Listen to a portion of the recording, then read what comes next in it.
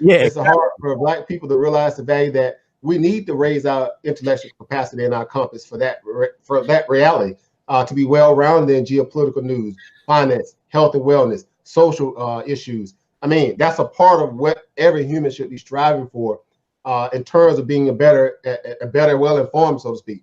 But again, conversations like these are always going to spark a debate. It's a natural debate. It's worthy of the debate.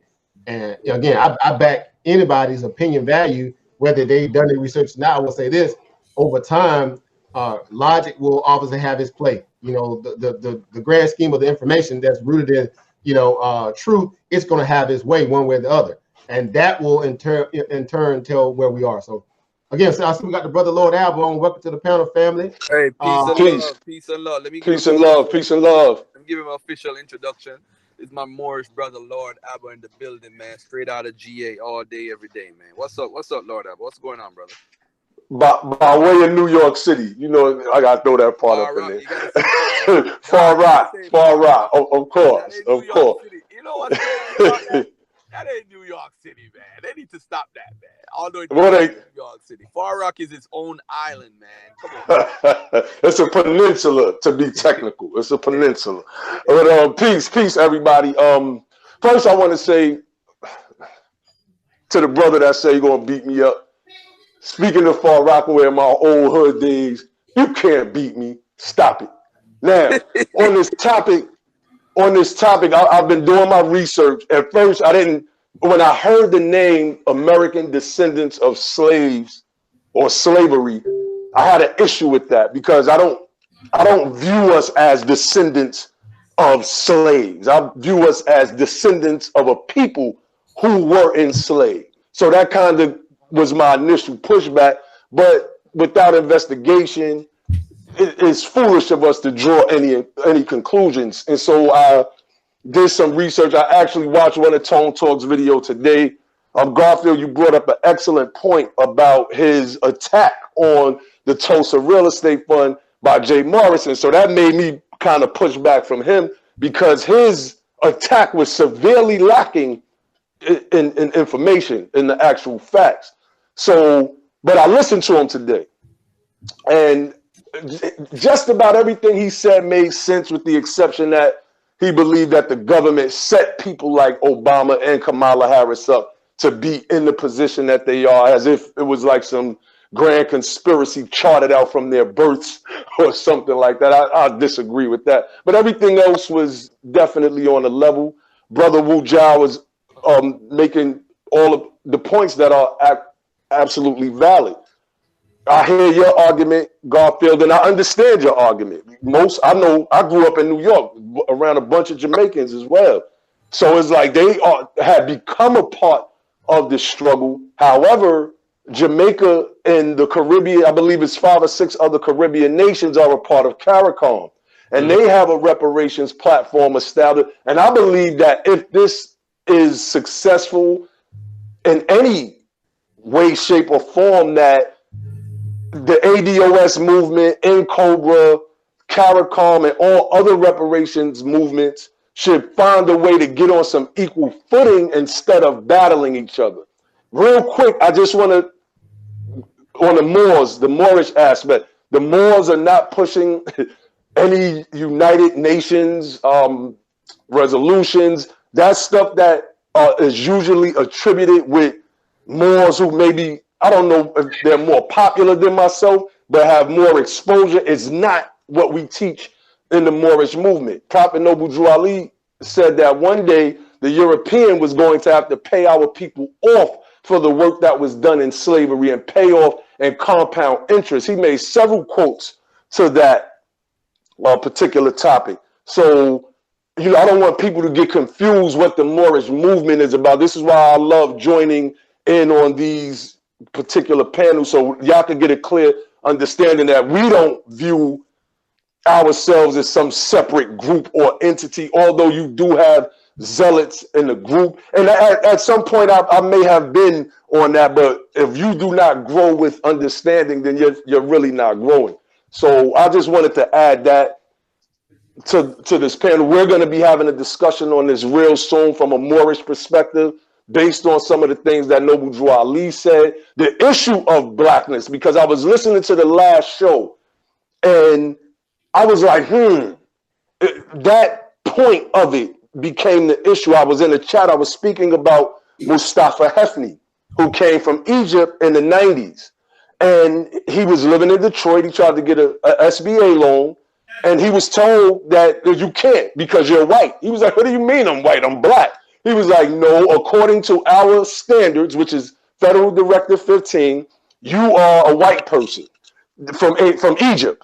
And he's like, look at my, he's arguing with them. I'm not white, I'm black. And they're like, well, you're not a descendant of slaves in America, so these particular loans do not apply to you. Like, all of these things have to be weighed, in my opinion, into the discussion as it moves forward. But I like the path. I'm happy you broke that down. His case, they redline that brother still to this day. They still redline that brother.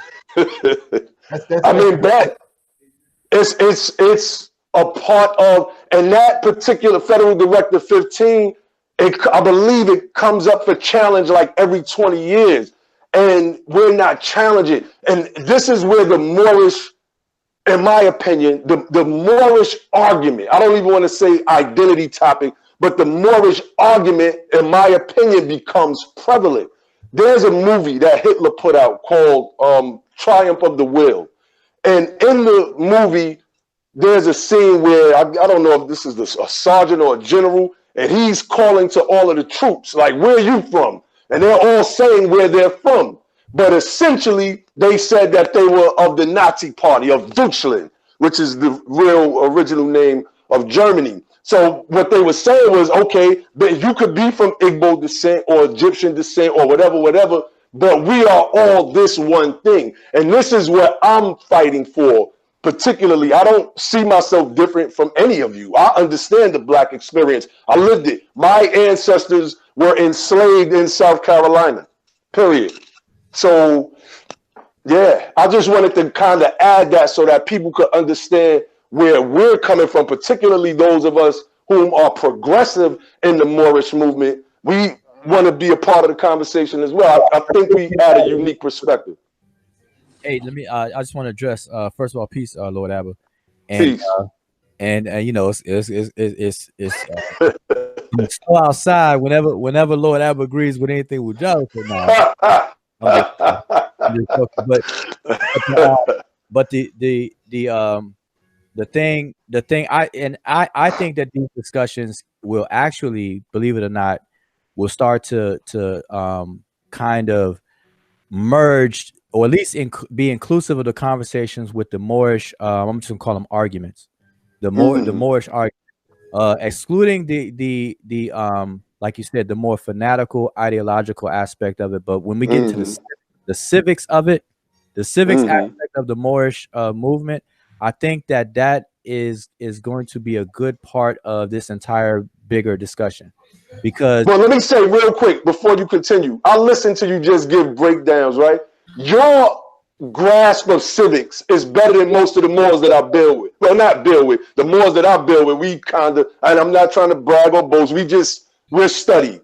But your grasp of civics is greater than most of the people in this movement. I just have to be honest.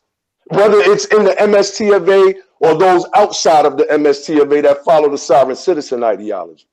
Oh, well, see that I think my information about the civics of things just comes from working through the court system, the paralegal work that I've done. I had to do some intense study and some refreshing on some civics and everything. So that like I try to keep up with it from there and carry it through. But I swear I think that that civic aspect of the Moorish doctrine that people tend to ignore because it kind of gets swallowed up into the doctrine aspect of if now I know I'm separating it, and I know the Moorish Science Temple really don't separate the two, but people separate the civics aspect from the religion part. Exactly. So that civics aspect, I think that it will be a good a good overall part of the whole conversation is necessary, because the black, see, now people can understand what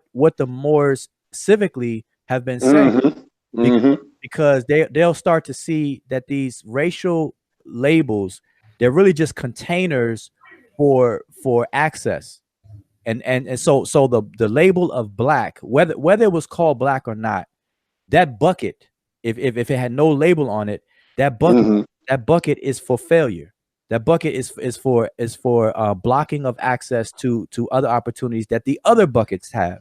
The bucket that we call white, and so on and so on. So, that's right. That's a fact. So if I could add to that as well, Brother John, I also asked the Brother Lord Abba, in relation to what Noble Drew Ali taught, and what you guys still follow today of him, was there any value that he was also pushing for some form of benefit outside of the treaties that he was standing on, that he was able to either get somewhere far along in the court system? Are there any citations that the Moors have put forth at this point to procure benefits from the government that we might can expound on? What's your point on that is an excellent question, because no, I cannot definitively say that Prophet Noble Drew Ali was standing on treaties, but I will say this, and I could get so deep into it, but for the sake of time, I'll just try to give a summary.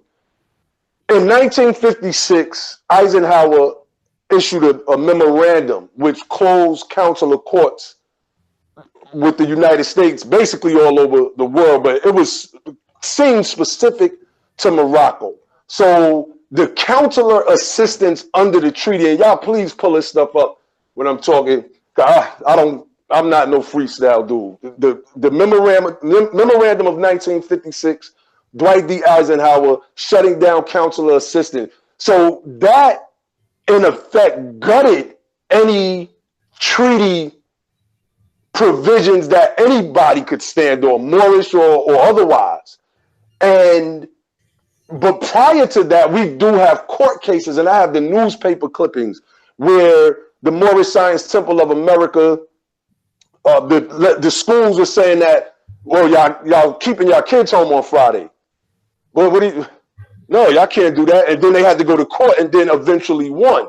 And so there's one newspaper article where a brother got caught with a gun, and the Moors had to come to his aid, and they were called consuls, consul, which is the same language used in the treaty. After 1956, we don't see this particular dynamic anymore. But I do want to say Prophet Noble Drew Ali had us with laundromats and stores and just a whole bunch of business ventures that we did for ourselves, like many other communities in that time, church or otherwise. And I think we lost that element, that kind of do for self element. And this is not a handout. And I don't want to veer too far from off of your question. I hope I answered it to some degree. But the reparations thing is not a handout. And that's why I believe Prophet Noble Drew Ali spoke on it. It is, when you look up the word reparation, the plain definition, it basically, no semantics, means to repair a nation. A nation that had a wrong done to them. So we've been, I don't even have to run through all the numbers. We all know the numbers. Economically, the most economically distressed people, even though our purchasing power is crazy, I still haven't figured that one out yet. And I think I'm pretty good at figuring out things, but we're still at the bottom of the bottom. And I believe that this topic of reparations and us essentially receiving it puts us back on an equal footing. Good point. That's why I want to raise that, because I think this is going to be a unified point. Not just you, but our diaspora brothers and sisters that's in the continent, our brothers and sisters that's in the UK, or all over the world, pretty much the Caribbean, south of us in South America, where at some point we're all going to have to make some kind of unified stance. And I think, in essence, to be prepared for what was done to our people, all of the transatlantic slave trade, where there's benefits that have not been obviously given to us. They've been cloaked and spanned out across a lot of different people, but not necessarily specific for us. And so I asked that question: was there any specifics that you guys were able to even kind of garner I know the 1865 Freedom Act. Okay. Okay, wait, real quick, because this is a point on what Wuja was saying earlier about the Reconstruction Amendments, and I believe that this aspect is so important. Noble Drew Ali comes and teaches that we were citizens from day one. And at first, I'm looking at a lot of this stuff, and I'm like, all right, I can't really vibe with, because I can't reconcile the information with what he's saying. But Noble Drew Ali said he's put out a call to all true American citizens to help bring his people back into the constitutional folds, because they have fallen from the constitutional power. I said fallen. I said if they fell, that means that they were once there. So I'm like, okay, let me do some deeper research. So we came across the Dred Scott decision. There were two dissenters, Justice Curtis and Justice McLean. Please, everybody, read Justice Curtis and Justice McLean's dissent in Dred Scott, particularly Justice Curtis. He quit the Supreme Court behind what is called the worst decision in Supreme Court of the United States history. And he goes to breaking down, based on the records, how our people were citizens from day one, that in at least 5 northern states, we had signed the articles. We had voted, for the Articles of Confederation, which led to representatives. These representatives then signed the Constitution and ratified the Constitution of the United States of America. And we have another piece from out of one of the congressional journals from the 1800s as well. And this is why I believe that what we bring in our unique perspective and studies adds a certain layer. Brother Wuja, we were always citizens. We were just, as the Mr. Kent is his name in the 1868 record. He was from New York. He was arguing against the South. He said they're just citizens with disabilities. So now we get to have a broader cross conversation and really start to put this thing together. I believe that it can work. I really do. Wow. Good point. Brother Garfield.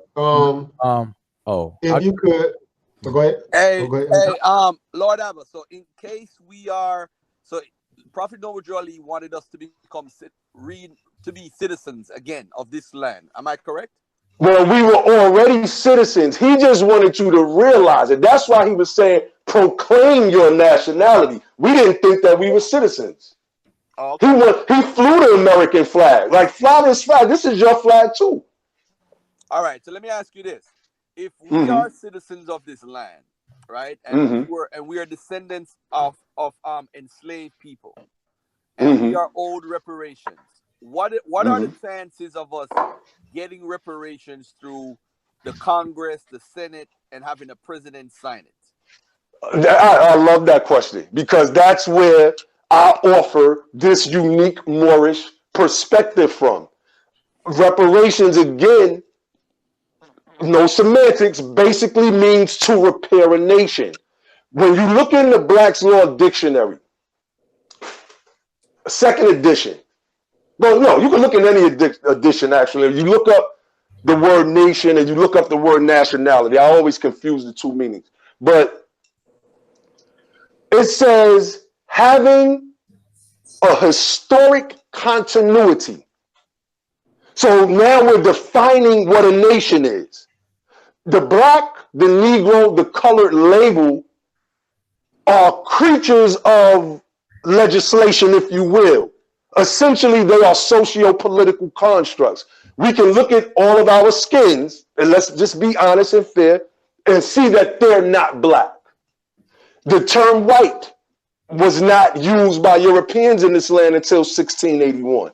When they all determined, look up Bacon's Rebellion. There's a great book by Theodore W. Allen called The Invention of the White Race in 2 series. Like, look, we got to now start having these bills, and I'm glad that we are. So I believe that the nation will be repaired, and this is why Prophet Noble Drew Ali comes and says the Moors are descendants of the ancient Moabites. And I'm like, at first, hear me out real quick. I'm like, Moabites? And me and Wu Jiao, me and Ark just, I called Sarnetta like 2 months ago going at it, the same thing. But the research The historical research, I've done it. Only thing I ask you to do is just vet it. And where I'm wrong at, please point it out to me. I want to be right. I don't have to be right. I just want to be right. But Noble Drew Ali makes this claim that the Moorish Americans, meaning all of our people, whether you identify yourself as that or not, are descendants of the ancient Moabites whom inhabited the northwestern and southwestern shores of Africa, basically where we were taken from during the times of slavery. So he's making this claim in accordance to nation or nationality having as one of its meanings having a historic continuity. Black History Month centers around what? Our plight here as a people. Sojourner Truth, Rosa Parks, Martin Luther King, you know what I'm saying? But it doesn't speak to our broader history. And why? And this is my opinion right here, because Black is a creation of this European social compact, as opposed to it being some universal moniker that we all agree to. And you all rather can say the same thing about Moore, and that's fine. I've done the research, and I believe that it is our oldest appellation, but that's my opinion based on my research. But this Black issue was given to us by people that didn't like us, that saw Black as gloom and doom, etc., etc. And then we all became that. And then here in the United States of America, now we are this Black people whom seem to not be getting a fair share in the legislative process. Redlining and predatory, what is it? The subprime loans, all of these different elements are seeming to affect us. And why is that? So Noble Drew Ali is making the case that in part is because that we answered up to names that deluded to slavery. Look up the word deluded to, and you'll understand just a little bit where we're coming from. And even if you have an argument with it, that's fine. The prophet said we accept critiques from the inside and the outside of our organization. I'm not no zealot. I'm not no zealot. So yeah, I believe that we can receive it if we become a nation, which went to my point about Hitler saying that, you know, all of these different groups was from all these different national backgrounds, but in Deutschland, they were Nazis. They were one. And I believe that's how it becomes successful. Again, this is my opinion, my belief. I want to say something to a point made earlier about reparation in terms of the sweat equity and things, because one thing that people do have to include in this conversation is some background knowledge on the value of money and how value is transferred, not currency being transferred, but value. Because like I just to give a quick example, what I'm saying is that any country around the world that has its own form of currency, the question can be asked, well, why don't that particular country just print a whole bunch of whatever that form is and then start spending it? And when you probe to try to get an answer to that, you'll come to find out that that's not how money works. That's not how the value system works, and so on and so forth. So part of this reparative justice claim, which is what reparations is the equity that was put into this country, going back summarily to why the United States is the superpower that it is today, because they had a jump start on all the other nations around the globe, because they had a mass amount of free labor that was done by people that were part of the transatlantic slave trade. And so that equity, that value of that work is what everybody today who's alive and living in this country is benefiting from it on the plus side and the negative side. So what reparations offers is a corrective measure. In those 5 different things that I mentioned, there's 5 different types of reparations, and all 5 of them, or a combination thereof, or whatever, is what this reparative justice claim is seeking. And so people have to understand that you have access. The citizenship gives you access to your government. To be a citizen is to be a member of a particular body, a governing body or whatever, so you can get access to it. So the question is, are we going to use it or not? So the question of whether we're going to get it, like do we really think we're going to get it? this is why people say that question has a pessimistic overtone to it, because it's like we have access to something, and it is no guarantees, of course, but the question is, are you going to use your access or not? And that's really what it boils down to. And those who disagree, those who don't think it's worth even trying, then that's cool. But what people who do feel and want to try, they just simply say get out the way, and that's it. And people got to respect both sides. Just get out the way, and then the people who do get out the way just say, oh man, all right, y'all go for it, do your thing, and that's it. I think both sides can respect that. Excellent point. Your point on equity. I'm not even. Hey, Abba, it's Garfield. Go ahead, brother. When I asked my question about the legislative branch, I really didn't get an answer to it. What would change now? Because we have HR 40 from 1989, right? HR 40 is basically, for those who don't know, it's a commission to be formed by the government to basically put forward proposals to Congress to say, hey, what should African Americans get as far as reparations or how they should go about it. If HR 40 has been presented to the Congress for the last 30 years, Sheila Jackson from Texas presented it January 3rd of this year. We're unable to get a vote on the floor. It's been presented to a committee, and the committee hasn't been able to agree to bring it to the floor. How can we expect reparations to even be a reality, whether they get money or land or whatever, if Congress themselves don't even care about this issue? That is an excellent question. That is an excellent question. And I don't know if I just misunderstood your question or if you asked it to me directly. But Right.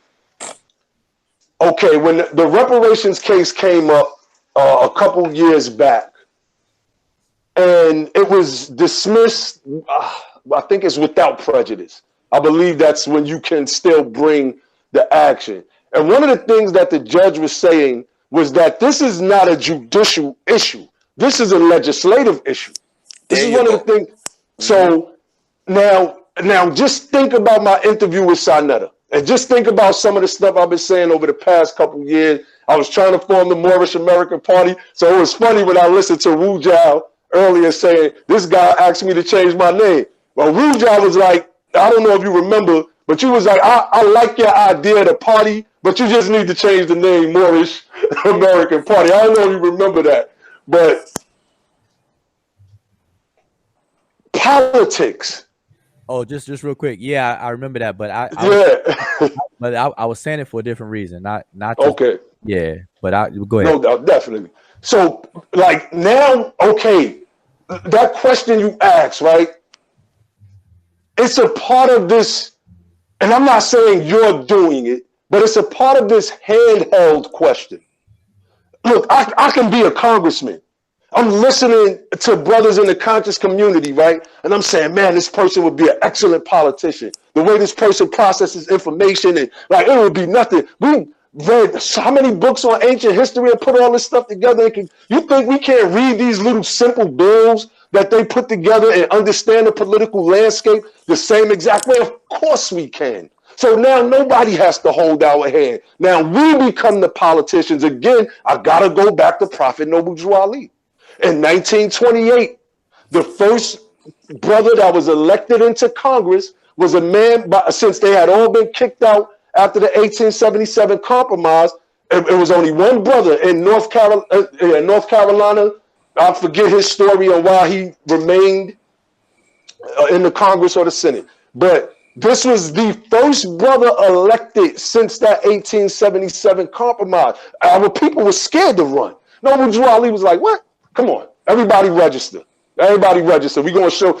And what did we do? Not only did Oscar the Priest get elected, and rumor was he was supposed to propose some bills on behalf of the Moorish Americans challenging these titles, these labels, Negro, Black, and Colored. But I don't know because I've never received any hard or tangible evidence in that case. But now it is contingent upon us. How long has the CBC, the Congressional Black Caucus, been holding on to those seats, and what have they done? Why isn't this reparation issue? No. You're going about it the wrong way. They are the ones that's presenting it. And what happens is the white Democrats and the white Republicans don't give a damn.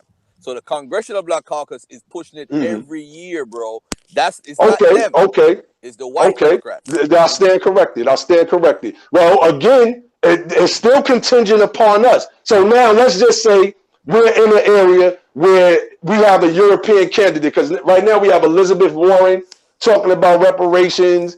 There's another, I don't know if it was Amy Klobuchar's, another one talking about, like, now they're starting to run on this reparations thing. Even Kamala Harris is speaking about it. So it's like, okay, well, they have a bill on the floor right now.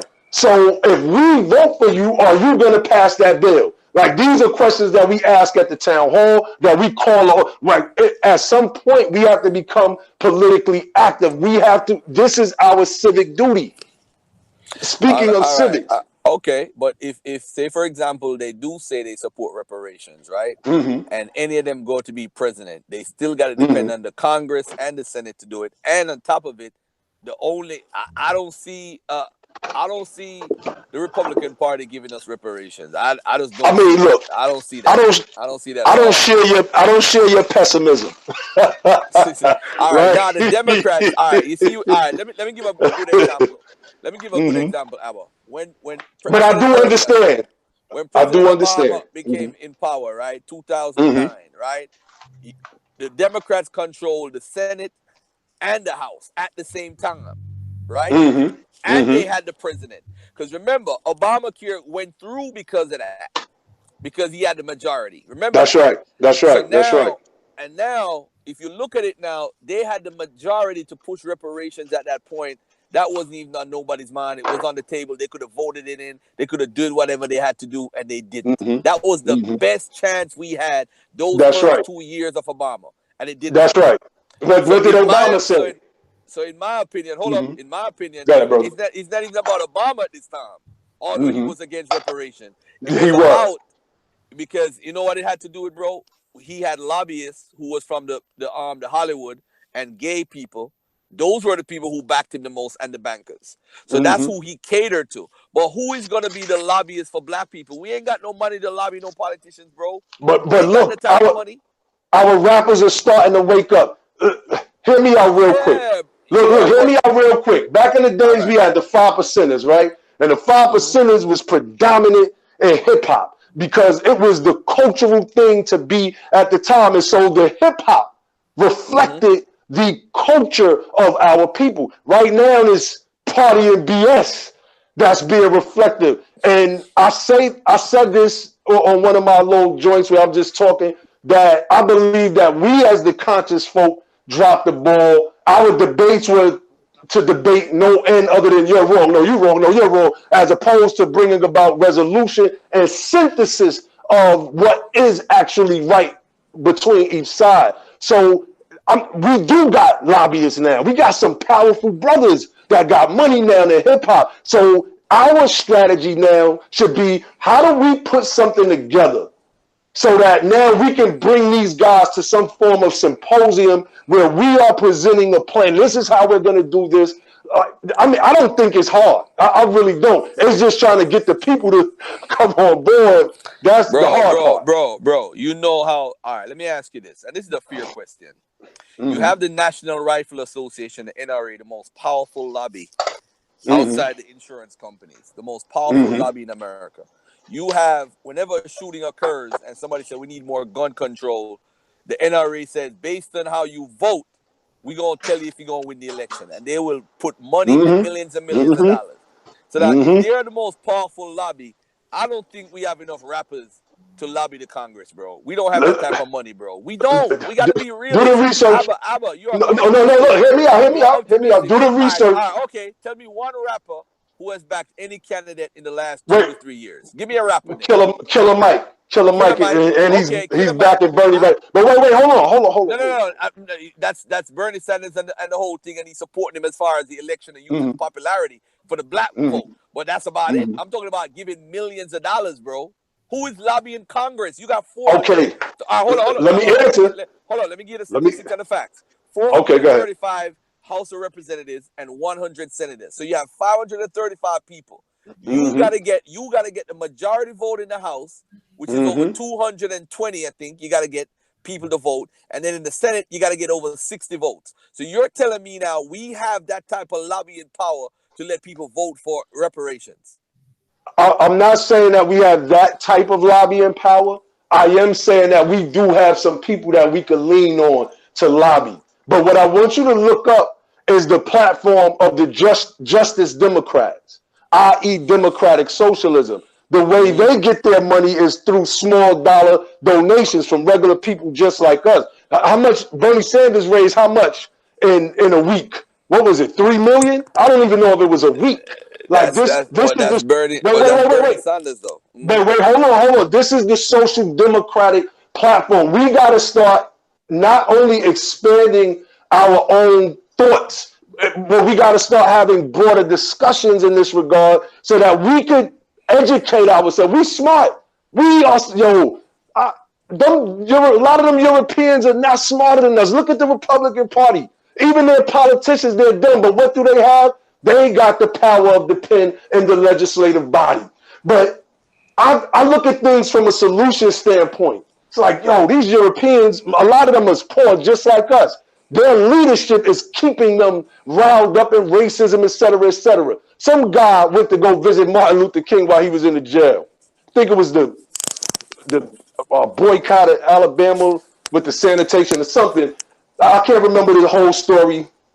But the European guy, the white guy, asks him, and they're talking. So Martin Luther King said, "How much you make?" And the dude tells him, and Martin Luther King said, "Hell, you need to be marching on the side of the street with us."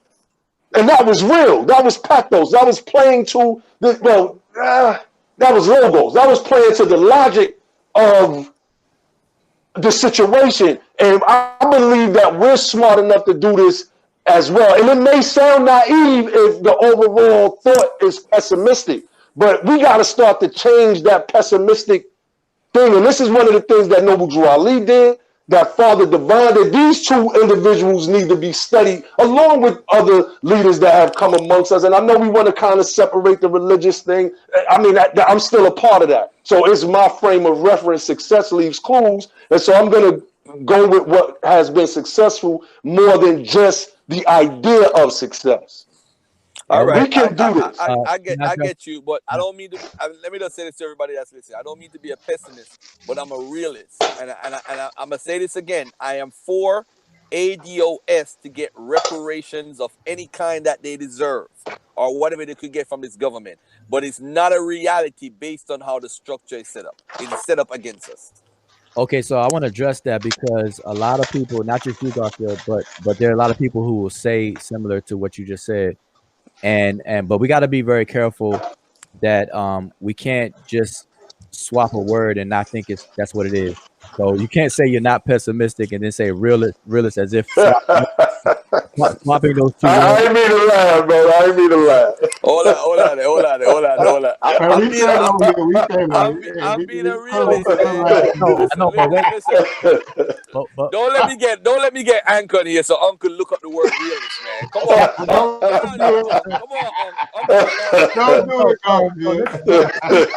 Uncle say, look up that word. Uncle be like, look up that word. Look up that word. Let's look it up. He might come back around. Hold up, look up that word. Look up that word, realist. I want to say this. It's important to say because the difference between trying to use the word realist and pessimist is very distinctive until you get to a conversation about changing something.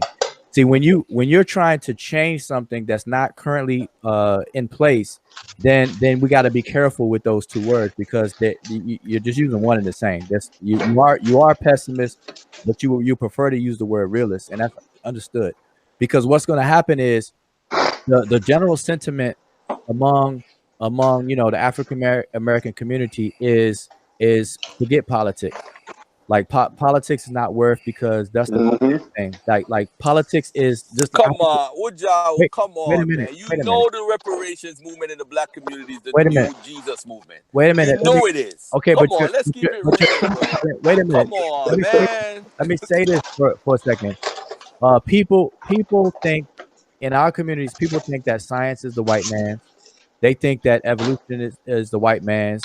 They think that DNA is the white man's science. And they think that politics is the white man's. As long as we have those kinds of attitudes, then the pessimism is gonna always overpower And Lord Abba, I'm hearing a lot of background noise from you. Oh, my bad. Let me mute out.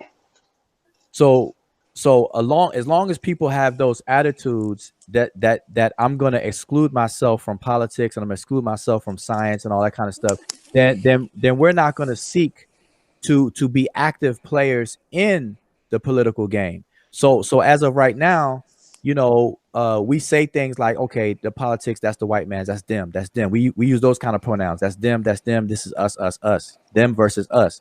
So right now, so for all these years, 30 years, you got HR 40 on the table, and even the Democratic presidents from the Clintons to Obama and so on and so forth, they didn't even address it or anything like that. And so that's what the newer this agenda is addressing. It's addressing the elephant in the room. That is an elephant in the room, whether people like it or not. All right. So Bernie Sanders, right? Bernie Sanders declared he's running for president again, right? Yes. All right. So now he's going to be the nominee. I'm going to say it up front. He's going to be the nominee, and he's going to win. All right. So now I want to hear what Bernie Sanders says when it comes to reparations, because he's not for it. No. Now watch him still win the thing. I watch him still win, and he's an independent. He's not even a Democrat or Republican, although he more sides with the Democrat. This is my point that I'm trying to make to everybody. You can make up your own candidate. You could fund your own candidate, but are they the person that's going to beat Donald Trump? Kamala Harris, Cory Booker, do they have the guts? Do they have the lady Marianne Williamson? She was interviewed by Tone Talk. I fell asleep watching that interview. She sounded like a crazy whack, but she's like, oh, I'm for reparations, 100 billion. But yeah, it sounds good. But look who you're talking. She sounds like a crazy ass woman. I'm not even saying that because she's white, but she sounds nutty. But you see, the thing is, we want to find a candidate that's going to lose. I bet you we're going to back a candidate that we know going to lose. But Bernie Sanders going to win, and he says he don't support reparations. What y'all going to do about it? What's your next step? Okay, so what's your next step? Okay, so check this out. So there it is. So the question is, if everybody went by your crystal ball, then we might as well stop this conversation. We might as well just not even mention reparations and just forget the sweat equity or the reparative justice that's due. No, that's bad. That's bad, Ujaro. You know, it's not about me. It's not about me, or it's not about you. It's about the movement. No, what I am saying is that if Bernie Sanders said he's not for reparations, and you know damn well Donald Trump ain't supporting it, who is going to support you then? No, but, in 2020 to 2024. Okay, who is going to be the person that's going to push? It's you know what you guys are glossing over. No, but it's like the reality. Hold on, Wajau. It's like there's a reality. You see, this is why I call the reparations movement a Jesus movement. People have been waiting for Jesus to come back, these Christians, for so many years, and he never will come back, but they still feel he's going to come back. Reparations is another movement. For some reason, people feel they're going to get this big money, like the Jews or whoever else, the Japanese or whatever, and it's just not going to happen. Okay, now it's just not going to happen. And then what we're doing is, because Garfield is being pessimistic. Oh, you're being pessimistic. You don't have the right energy. Maybe I need to get some chakras around me. How about that? No, that would get me a good mood. Garfield, because you all code. Listen, Garfield, it's not that. When I said you, I said if we were to synchronize with your crystal ball, because what you did in your speech just now, you already declared Bernie Sanders the winner. So what I'm saying is that if we were to access your crystal ball to where we could see who won already, like you, then I'm saying we might as well just give up the conversation. That's all I'm saying. Although it's not about you, but I'm saying if I can real quick, if I can just real quick, real briefly, if let's just say Bernie wins. Let's just say he wins, but he is against reparation. I actually like Bernie. I like the things that he stands on, et cetera, et cetera.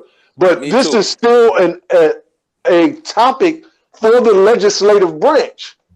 This is still a topic for the legislative branch. Now, would Bernie Sanders sign off on something that the rest of Congress agreed to, or the majority, I should say, if hypothetically speaking? I believe that he would, because this is the American way. And to deny it would mean what? It would be political suicide for him and everybody that follows that particular paradigm. And I would see large swaths of politicians breaking away from Bernie, just because I follow this thing a little bit. Lord, I love what you just said. I agree with you, my brother. But you know what's the sad part about this? The LBGQT movement is more powerful than the African American movement. That's fact. And you know what's hurtful, brother? The LBGQT movement is controlled mostly by Hollywood. You see it in Empire and all these shows. You see all these gay people kissing, and they have all the millions of dollars. But look, Garfield, it's money. Abba, you gotta be a realist, bro. Hold on. I'm being real. You gotta be a realist. We got us though. Look, Garfield, we got the minds, right? We got some of the minds on this call right now, on this panel right now, that can put this thing together. Lord Abba, I'm a realist, bro. I'm a realist. I gotta agree with Rujal on his point on your realism equaling pessimism. Hey, Garfield, hey. How much do African Americans spend annually? Stop that, because we're not united and we're not a nation. It's different. That was my question. Hold on. That was a good point. That was my question. We're not a nation. That wasn't my question. We're not a nation, so we need to kind of define ourselves as some kind of wasn't a question. All right, 1.2 million. Over 1. All right, hold on, African Emporium. Over 1.2 million we spend, right, annually, which is probably more now, 1.4 or something like that. 1.3. Trillion. 1.3 trillion, right? Now, okay. That is what Tone Talks is saying they want to get from the government, 1.2 trillion, right? So now, if we were united, hold on a second. The 400,000 times 32 million is 1.2 trillion. So now I'm saying, if that's what he wants, if black people were so united, we could have had that 1.2 trillion circulating in our own community with our own stores. Okay. But we're not united at all. We're not a nation. Okay, but that's voting like a block. You see, this is the problem where you could have these two sisters come on and support Donald Trump and make videos, the two patty-waddy sisters. You could have them going on supporting Trump and all these black pastors saying Trump is the best thing that ever happened to black community. Come on, bro. You don't see what's going on here? Okay, but it's not, and these churches, if you guys get aligned with the National Black Church Initiative, it's 34,000 churches. If you align with them and go with the ADOS movement and align with them, then you have a movement, because they are one of the biggest voting blocks for the Democratic Party. That's the way to go about it. Okay. But if you're going to say you're going to be with Yvette Carnell, who the church would have a problem with because she's a lesbian, so they're not going to even listen to her because she's a lesbian. They have a problem. They have a problem off the bat. I'm telling you, bro, you gotta lean on the church first of all. If you're talking about voting Democratic, you gotta lean on the church. The church is the biggest voting block, black voting block for the Democratic Party. So you gotta go to the church. And if you're not going to the church, you can't go there with Yvette Carnell. They already turned their back on her, that lesbian. Okay, they're already doing it. All right. So the reason why I asked you that question was because you had mentioned you're emphasizing money, and you brought up the comparison to the LGBT community and the fact that they have money. And so no one's making a claim that all African Americans are in sync or even a nation. But on the issue of money, in terms of an identifiable group, because that's all we've been talking about all day, is who is identifying this specific group. Now, people don't like the word ADOS, so that's the only reason why I keep saying African American. So this large group of African Americans, if everybody galvanized on this specific one topic. Remember, Garfield, earlier you asked the chat, you said how many people in the chat press 1 if you agree that descendants of slavery, the institution, deserves some form of reparations, and everybody was hitting 1. So if you can ask that question and see the percentage of agreement among a random chat of 200 some odd people, then if African Americans across the nation were to specify this one topic, not nobody's religion, not no other topic or nothing like that, not no so-and-so down the block, whatever, this one specific topic of reparative justice for the institution of slavery, and then galvanize behind that, like the LGBT community did, because they obviously they weren't all singing the same song at one point. They had to work up to get to that point where they singing that one song behind a specific issue or specific set of issues.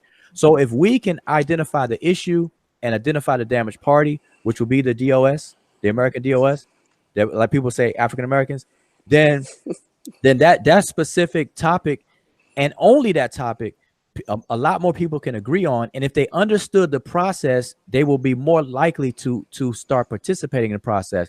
And the process is, obviously you have to have money backing your voice to lobby these different people. That's one. And then real quick, also you got to remember that the presidents can sign executive orders on specific programs and policies, and they can't sign unanimously or unilaterally for acts of Congress, but they can sign executive orders like Kennedy did, President Johnson did, and so on and so forth during the Civil Rights Movement. And then it became a Civil Rights Act, which is where Congress will get involved and pass the bill into law. So remember, HR 40 is a proposal for a law called the African American Act, and that's a bill that's trying to be passed into law, the African American Act. But HR 40 is not that act in and of itself. All right. I wonder how much of the 1.3 trillion are actually black immigrants. Good point, my brother. That 1.3 trillion that they count. How much of that's it African American black immigrants? That's African American. So now you're kind of but African American can mean me because I'm an American citizen. Okay, so there you. Oh my gosh. So earlier. Oh my goodness. So now because the reason. You are honorary. Hey, listen. No. Listen to what I'm saying. Garfield Hold on a second. Garfield daggered his earlier point. Oh my God. Hey, Dagger what point? I love my brother. Hold on. I am a citizen, but I don't fall under ADOS. That's clear. What is there to dagger myself about? I am an African American. Now, when I shop, how do you judge Garfield's dollars? You consider African American dollars? I get it. So now you did get it. Okay. No. I get it. So Garfield. So in your mind, you are an African American, but you're not a DOS. I'm not an ADOS. Exactly. Right. But you're okay. So that's speaking to the earlier point with Unc. Because remember, Unc read the definition like it was already designated. But you didn't speak up then. No, I'm a U.S. citizen who is black, so I'm considered an African American. Exactly. But when Unc read the definition and said, why do we got to differentiate? Why we got to differentiate? You are actually proving my point earlier right now with your statement right now. Wow. No. The census. You got to go back.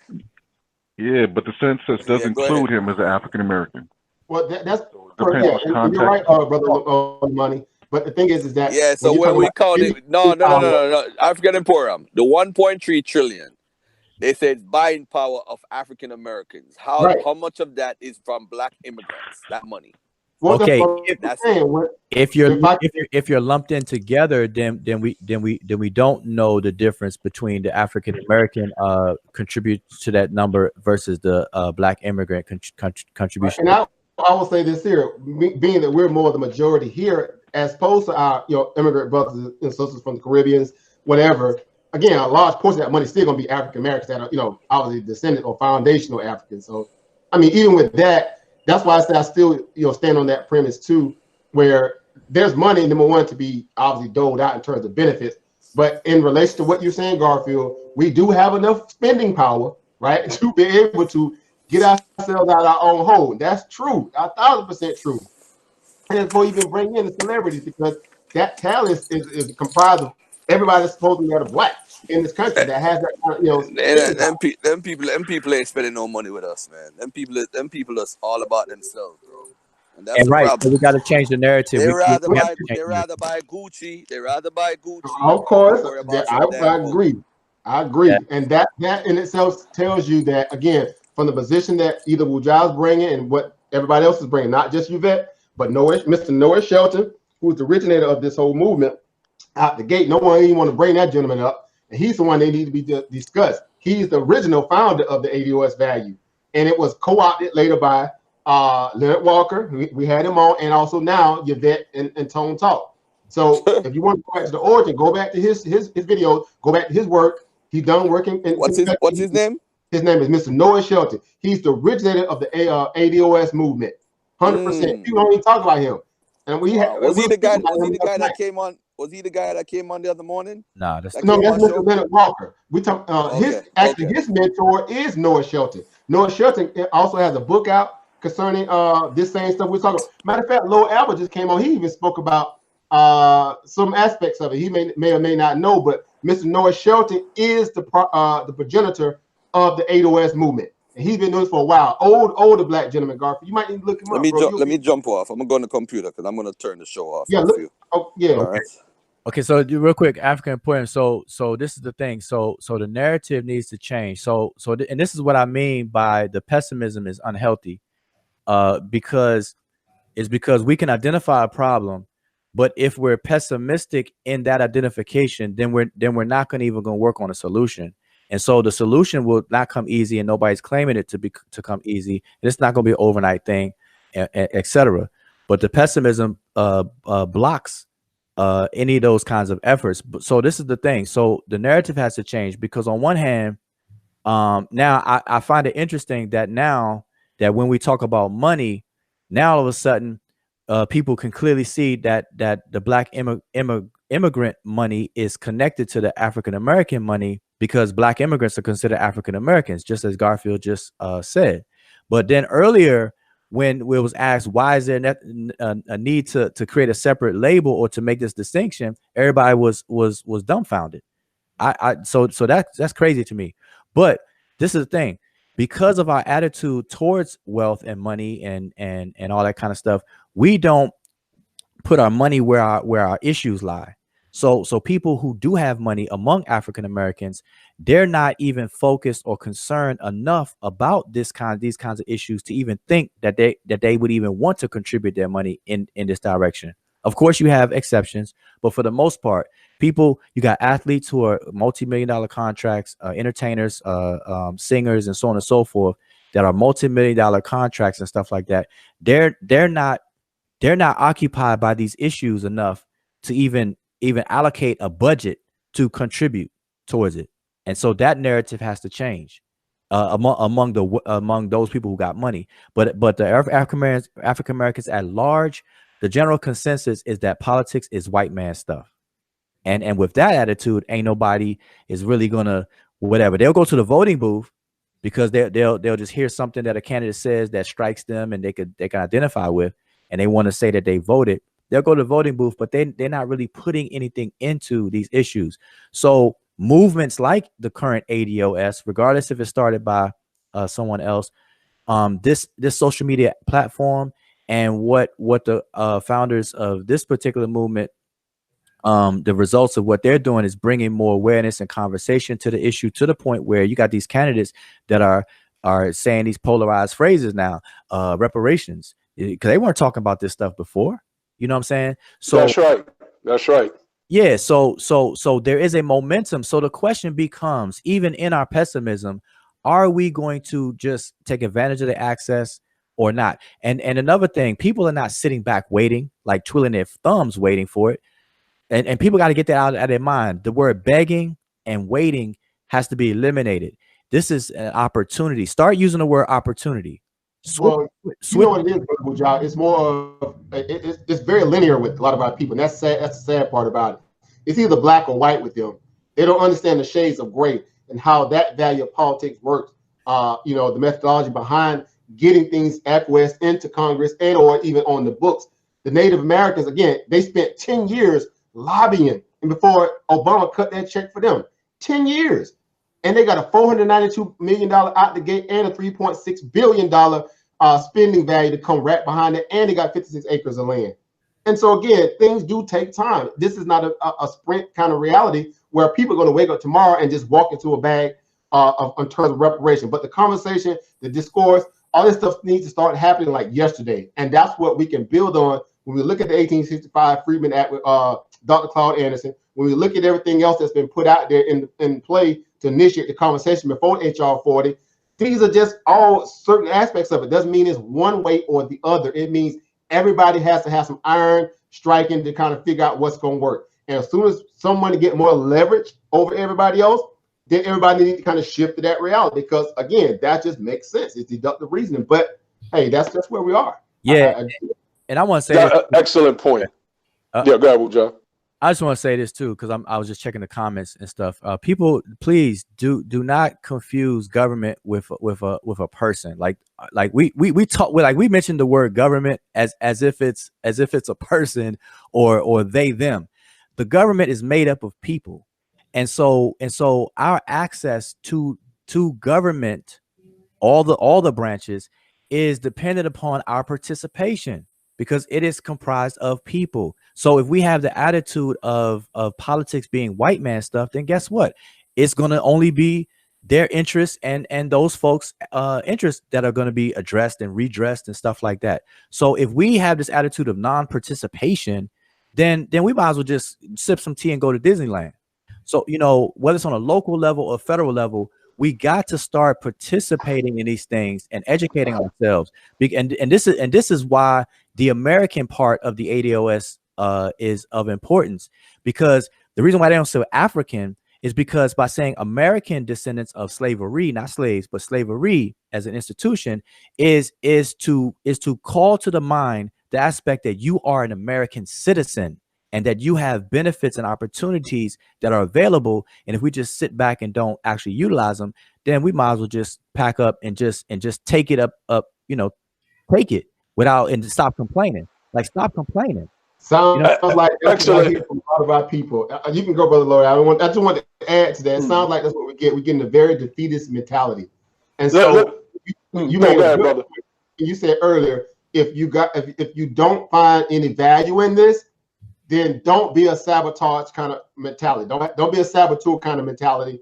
Just kind of run around trying to undermine the value of people trying to acquiesce benefits for the right that they owe, but for their people. And that's just a mature way to look at it. Because people, it's known that black people will fight you harder than white folk. I don't understand that, but it's proven to be true.